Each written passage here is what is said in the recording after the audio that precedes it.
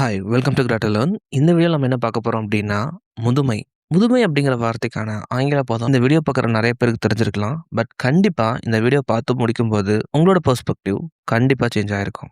S, ஸ்கூல்ல படிக்கும்போது, ஸ்கூலுக்கு வெளிய இருக்கிற பாட்டி கடையிலருந்து, ஒரு கம்பெனில ஒர்க் பண்ணும்போது, அந்த கம்பெனிக்கு வெளிய இருக்கிற டீ கடை வரைக்கும், நம்ம காமனா மேக் பண்ற ஒரு விஷயம் தான் ஸ்வீட் நத்திங். ஸ்வீட் நத்திங்னா எதுவுமே இல்ல. நம்ம ஃப்ரெண்ட்ஸோட ஜாலியா நம்ம அந்த இடத்துல பேசிட்டு இருந்திருப்போம். 1 ஹவர் பேசியிருந்தாலுமே, அந்த 1 ஹவர்ல ஒண்ணுமே இருக்காது. என்ன பேசணும்னு கேட்டா சொல்லத் தெரியாது.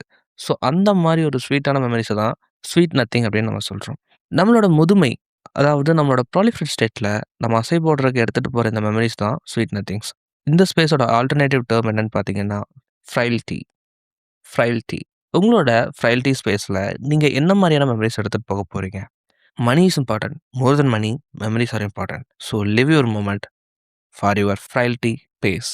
இன்னைக்கு நீங்க முதுமை அப்படிங்கிற வார்த்தையோட ஆல்டர்னேட்டிவ் டெர்ம் லேர்ன் பண்ணியிருப்பீங்க.